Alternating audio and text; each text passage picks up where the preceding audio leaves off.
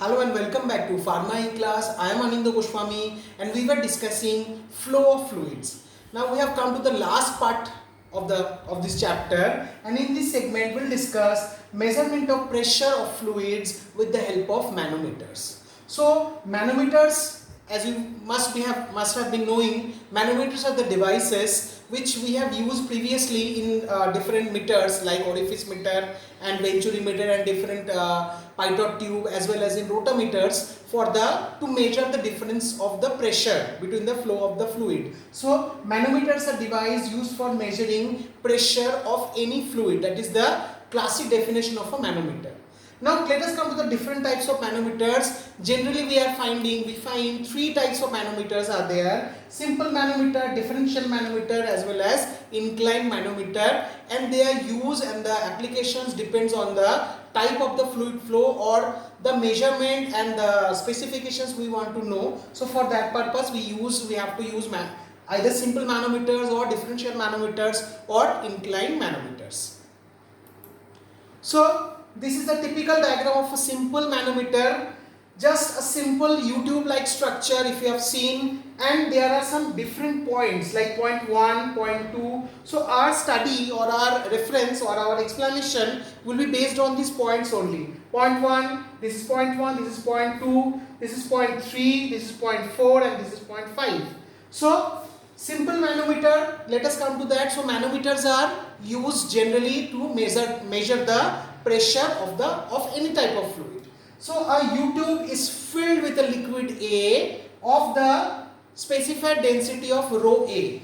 The arms of the U-tube above liquid A are filled with liquid B, which is immiscible with liquid A and has a density of rho B. So here we are using two different liquids in the arms. So here is the presence of the liquid A, which is given with the dotted line, and above it in the upper arm there is liquid B. So this is the position of the liquid B, and this is the position of the fluid or liquid A, and both have their densities like rho A and rho B, and both the liquids or both the fluids are immiscible. That is, fluid B is immiscible with liquid A. Now the pressure of P1 is exerted in one arm. This is P1 pressure, and the pressure of P2 is exerted on the other. This is P1 and P2, that is the pressure. So as a result of the difference in the pressure, that is P1 minus P2, the meniscus in the branch of the U-tube will be higher than the other branch. So the vertical distance between these two surfaces is taken as R. So the vertical distance, this is the quantification of the R. So the vertical distance between these two surfaces is designated as R. It is the purpose of the manometer to measure the difference in pressure P1 minus P2 by means of the reading of R. So we have to discuss this reading R. At equilibrium, the forces at the 2 points, that is point number 2 and point number 3 on the datum plane will definitely be equal. So this is the datum plane. So pressure at equilibrium, pressure at this point 2 and point 3, it will come to an equal point. So let the cross sectional area of the U-tube be taken as S. So we have assumed the cross sectional to be taken as capital S. So all the forces are expressed in gravitational unit. So the total downward force which is given at point 2 is equal to forces at point 1 plus the force due to the column of fluid B in between the points 1 and 2. So this is very, very important. So if we want to quantify the total downward forces at the point 2, then we have to quantify as the force at point 1 plus force due to the column of fluid B in points between 1 and 2. That is P1S plus M plus R rho B into G divided by GC into S. So total downward force at the point 3. We have classified it, we have discussed about point 2. Now let us come to point 3. So total downward force at point 3 is given as force at point 5 plus force due to the column of fluid B in between points 5 and 4. Okay, so plus the force due to the column of liquid A in between points 4 and 3. So we have to note down, or we have to quantify the downward force at both the points 2 and 3. So now this particular equation gives P2S plus M rho B G by GC into S. S is the cross sectional area, plus R rho A G by GC into S. So therefore, as we have already said, at equilibrium the force at point 2 equates with the force at point 3. So we can equate both these equations like P1S plus M plus R rho B G by GC S is equal to P2S plus M rho B G by GC S plus R rho A G by GC S, or P1 minus P2 is equal to capital R rho A G by GC plus M rho B G by GC minus M rho B G by GC minus R rho B G by GC, or is equal to capital R rho A minus rho B into G by GC. So finally we have to measure the difference in pressure. That is the basic purpose that we are using manometer. So delta P can be quantified as P1 minus P2, that is the pressure difference between point A and point 2. P1 and P2 is equal to capital R into rho A minus rho B divided by into G by GC. So this is the equation of a simple manometer.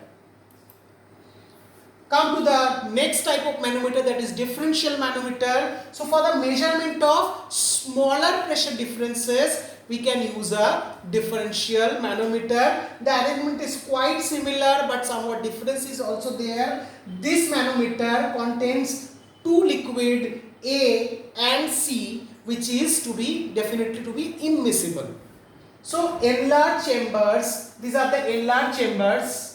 Unlike that we have discussed in simple manometer, this is the enlarged chambers and fluid. So the enlarged chambers are inserted in the manometer so that the position of the meniscus 2 and 6, this is the position of the meniscus, that is 2 and 6. So the position of the meniscus 2 and 3 does not change appreciably with the sudden change of reading. So we are introducing enlarged chamber, and this is the difference with a simple manometer, that is we are using the enlarged chamber. So the point that the meniscus positions of point 2 and point 6, they do not change with the very regular change of the reading.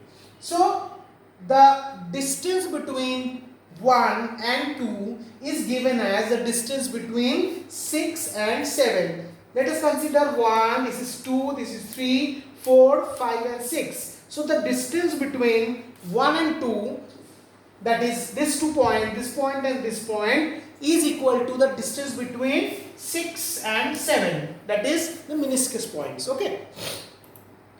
So the distance between 1 and 2 is the distance between 6 and 7. So the total downward force on point 3, that is F left, is equal to P1S plus A rho A G by GC into S. The terms are also almost the same indication, that is the density, the cross sectional area, everything is the same.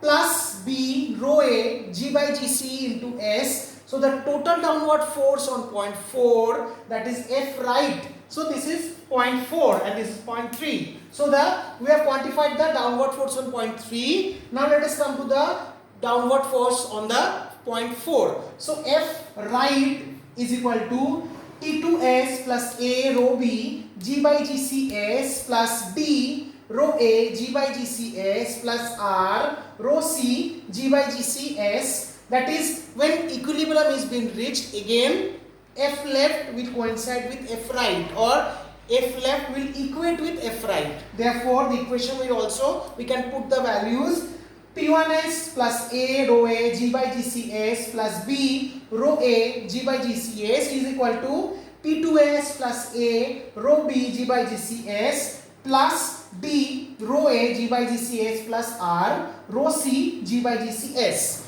That is, P1 minus P2 is equal to D into B rho A G by GC plus R rho C G by GC is equal to minus R rho A G by GC plus R rho C G by GC is equal to R rho C minus rho A. These are the two liquids. G by GC, or in other words, difference of pressure can be calculated as delta P is equal to P1 minus P2 is equal to R into rho C minus rho A into G divided by GC. So from this it is to be followed that the smaller differences, that is rho C minus rho A, the smaller the difference, that is the difference in the densities rho C and rho A, the larger will be the reading R on the manometer for a given value of the change in the pressure, that is delta P.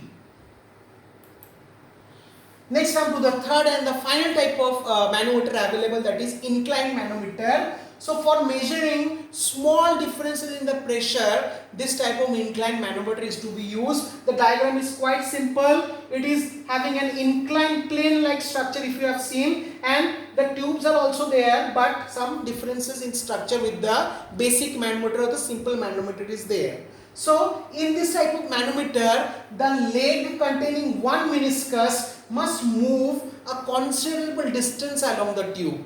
So the leg containing one meniscus, it must travel to a certain distance. Okay, so the actual reading R is magnified many folds by R1, where R is equal to R1 sine alpha, where alpha is the angle inclination of the inclined leg with the horizontal plane. This is the alpha, this is the angle.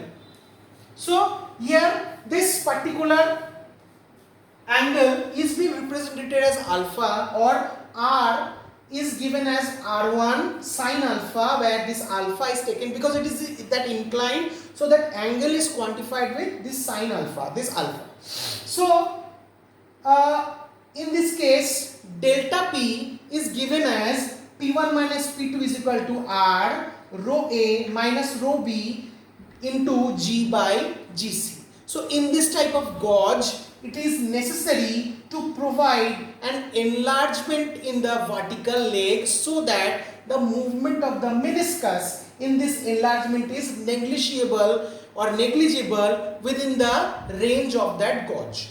So this is a particular point of an inclined manometer, and by making a small value of R is multiplied into a much larger distance R1. So this R and this R1 is equated with the help of this angle.